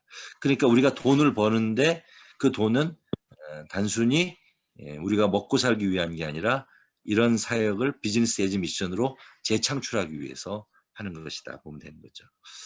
그래서 이제 제가 북한 창의적 접근 지역에서의 사역 전략은 예수 그리스도의 십자가 복음이 기본이 되지만 이제 전문성을 가지고 또 두유, 콩물 저염소, 된장, 한식 간장 이런 비즈니스 미션 사역을 통해서 마을 전체 하나가 송두리째 변화되는 그런 목표를 일자리를 만들어주고 그들과 접촉점을 통해 복음을 전하는 그런 일들을 하고 있습니다. 재생산을 통해 수익을 창출하고 지속적으로 지속 가능한 사역을 하는 거죠. 소비자들에게는 웰빙과 건강을 선물하고 생산자들에게는 식량 문제와 일자리 문제를 해결해 주고요. 그냥 퍼주기식이 아니라 물고기 잡는 법을 가르쳐 주므로 통일한국 시대의 기반을 조성하고 중국인 제자들을 훈련 파송해서 왜냐하면 북한에서는 가장 신용도가 좋은 그런 국적이 중국 국적이거든요. 그래서 저는 이제 북한 출선권을 준비했는데 호주 영주권을 이제 준비하러 갔는데 호주에 갔는데 호주는 전 세계 유기농 1위 국가더라고요. 그러니까 호주 간 것까지도 하나님 그렇게 인도해 주셨다 이 말입니다. 캐나다로 간 친구들도 있었지만 저는 호주로 하나님 보내주셔서 그렇게 됐고요. 그래서 이제 저는 민족 복음화 통일한국의 꿈과 비전을 이루는 목표가 원래는 통일한국의 초대 농림부 장관이 되는 꿈이 있었어요. 왜냐 우리나라가 1948년 이 재헌국회가 되어질 때 이승만 그때 이제 초대 대통령께서 그 이윤영 의원 나와서 기도하고 우리 국회 시작합시다. 여러분 잘 아시잖아요. 그런 것처럼 통일한국의 초대 강요회의는 제가 기도하고 싶어가지고 제 전문성을 가지고 일을 해야 되겠다. 그렇게 생각을 했던 거죠. 근데 이 꿈은 이루어질지 모르겠습니다만 어쨌든 지금은 내려놓고요. 지금은 그 꿈 이뤄달라고 기도했지만 한국에 들어와 가지고 전문인 GMS 선교사로 있다가 지금은 이제 강일교에 부임하게 됐습니다. 이상하지 않아요? 강일교에 부임하게 됐는지. 그냥 저 꿈대로 통일한국의 농림부 장관이 되면 얼마나 좋겠습니까? 그런데 42년 된 제가 부임할 때 그런 교회 담임 목사로 이게 화곡동에서 개척이 돼가지고 이제 부흥한 교회였는데요. 제가 3대 목사로 부임을 하게 됐어요. 이제 원로 목사님 있고 저 있고요. 제가 이제 강일교회 부임해가지고 이제 아무래도 선교사적인 삶을 살아야 되니까 LMTC도 하고요. 또 이런 훈련들을 계속 하고 제가 선교사로 있다가 담임 목사가 됐으니까 원로 목사님한테 목사님이 이제 선교사 해주셔야 됩니다. 해가지고 원로 목사님이 평생에 37년 목회하면서 만들어놓은 설교 노트를 제가 중국말로 다 번역해가지고요. 중국 선교에 쓰도록 이렇게 설교집을 만들어 드리기도 했습니다. 이제 제가 이렇게 한 배경은요. 저희 교회 이제 이런 목표를 가지고 선교적 교회를 꿈꾸고 전성도 선교자적 삶을 살도록 하는 그런 비전을 가지고 이제 지금 목회를 하고 있는데 제가 저렇게 이제 사실 목회자로서는 정말 MDB밖에 하지 않은 부족한 사람인데 하나님 저를 왜 목회자로 불러주셨나요? 왜 강일교회로 부르셨나요? 이제 막 고민을 하고 부임하던 날부터 제가 이제 밤 12시 전에 강단에 올라가서 강단에서 새벽 예배 드리기 전까지 기도를 해요. 우리 교회 성도들이 이제 기도 제목을 잠시만요. 이제 신년에 연초에 이렇게 기도 제목을 내주세요. 내주면 이런 기도 제목을 제가 부여잡고 밤새 기도해요. 성도들을 위해서요. 그런데 이제 이 성도들을 위해서 이렇게 기도하다가 저는 그럼 여기 왜 와야 되나요? 저는 전문인 선교사로 통일한국의 초대 농림부 장관으로 갈 사람인데 하나님 손해 아니십니까? 막 그렇게 기도하던 중에 하나님이 이 마곡지구를 보여주셨어요. 여러분들이 보시는 이 마곡지구에 요 밑에는 LG 사이언스 파크 연구동인데요. 이게 4만 명 정도 들어가는 모든 LG 그룹의 연구소가 다 들어오고요. 요 빨간 라인이 다 연구단지예요. 예전에 여기가 다 논밭이었습니다. 논밭이었는데 이쪽에 김포공항이 있고요. 그래서 이 논밭에 이제 이렇게 연구단지를 하나님이 짓겠다는 그런 그림처럼 보여주시면서 마곡지구에 교회를 이전할 것을 저한테 말씀해 주셨어요. 화곡동의 교회를 죄송합니다. 이렇게 예쁜 전원교회 같이 잘 지어서 한 500평 정도 됐는데 그쪽으로 이전할 것을 마음을 주셨는데 여러분 전통적인 교회를 이전한다는 게 쉽습니까? 어렵습니까? 어렵습니다. 그런데 하나님이 저에게 그 마음을 주셨고요. 부임한 지 8개월 만에 바울이 로마에 시민권이 있어서 로마에 복음을 전하러 가서 인생의 마지막 순간을 아름답게 대미를 장식했듯이 너의 지금까지의 삶을 아름답게 열매 맺는 마지막 뭐 마지막은 아니지만 그 지금 중요한 결정적인 사명은 마곡 지구의 선교적 교회를 하는 것이라는 그런 마음을 주셨어요. 그래서 제가 하나님께 응답을 받고 하나님 그러면 제가 마곡 지구에 교회를 지으려면 땅이 필요한데 땅을 주십시오. 이렇게 기도를 했어요. 그래서 이제 화곡동에서도 이런 일을 다 할 수 있는데 왜 마곡 지구에 이렇게 성전을 이게 이제 조감도를 그렇게 만든 거거든요. 왜 지어야 됩니까? 그랬더니 이제 하나님이 여기에 들어와 있는 연구원들에게 복음을 전하고 저들을 선교사로 세우는 것이 저에게 주신 마지막 사명 같은. 그래서 저 사람들을 주님의 강한 일꾼으로 기르는 것이 너의 최후의 사명적 삶이다. 선교사적 삶이다는 것을 보여주셨어요. 그럼 저는 농림부 장관 어떻게 하고요? 그거 내려놓고 저분들 중에 장관이 나오도록 하라는 거죠. 그래서 저는 그러면 하나님 약속한 땅이라면 땅을 주세요. 이렇게 기도하고 하나님의 은혜를 갈망하는 중에 응답받고 2달 만에요. 하나님이 땅을 주시는데 제가 마곡지구를 다 돌아다녀 봤는데 이미 다 분양이 다 됐어요. 연구단지 분양이 됐고 이게 이제 주택단지인데 여기에도 이미 땅이 다 없어요. 종교부지 1, 2, 3번은 다 나갔고요. 그래서 이제 그 해도 제가 이제 추석날 인사드릴 겸해서 은사님한테 갔다가 기도 제목을 달라고 해서 은사님 저는 이런 응답을 받았는데 이게 하나님 뜻이면 땅을 좀 주셨으면 좋겠습니다. 하나님 뜻이 아니면 그냥 화곡동에 있는 좋은 교회당에서 목회하랍니다. 이제 그렇게 얘기를 했더니 알았네 기도함세. 그래서 이제 올라왔어요. 그 다음날 그 교수님한테 전화가 왔어요. 어이 정 박사 내가 마곡에 땅 하나 줄까? 어떻게 해요? 그랬더니 희한하지 자네가 왔다 가기 일주일 전에 또 다른 제자가 왔는데 그분이 신학교 이제 대학교 교수님이신데 또 다른 제자가 찾아왔는데 자기 아버지가 목회하다가 은퇴하시고 25년 목회하던 것을 캐나다에서 저기 유학하고 있는 아들을 오라고 그래가지고 여기를 물려받아서 목회를 하라는데 자기는 목회하기 싫고 선교사로 가고 싶다는 거예요. 그래서 이 땅에 교회를 지어서 목회할 수 있는 사람을 소개시켜달라는 것을 일주일 전에 이 교수님한테 이야기를 하고 일주일 머물다가 서울로 올라가셨대요. 제가 대학생 때 은사님이었던 이 교수님한테 저는 그 소식을 듣고 얼른 내려가서 그 제자를 만났죠.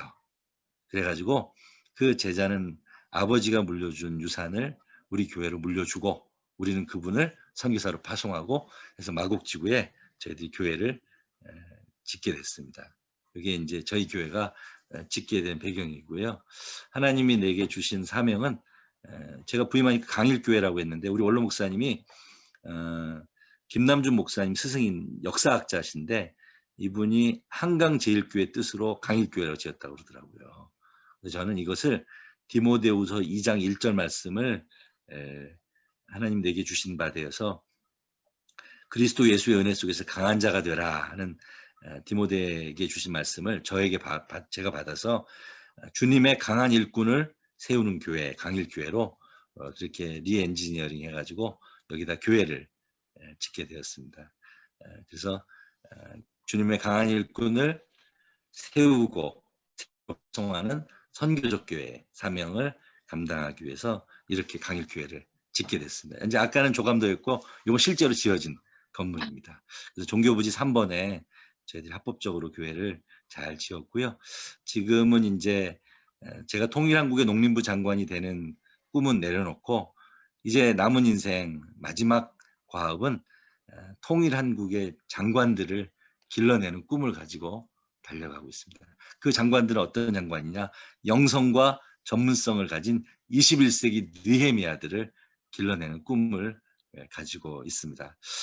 제 이제 뭐 개인적인 소원은 이제 여기서 목회를 이제 잘 마치고 제가 이제 인생의 황혼기가 되겠죠. 그러면 평양에 가서 평양에 남강 이승훈 장로님이 또 세웠던 학교들이나 혹은 또 평양과학기술대학에서 남은 여생을 보내며 북한 땅에 있는 인재들을 주님의 강한 일꾼으로 세우는 것이 제 삶의 마지막 소원인데 어찌 인도하실지 모르겠습니다만 어쨌든 지금은 수도 서울 이 마곡지구에서 이 일을 감당하고 있습니다.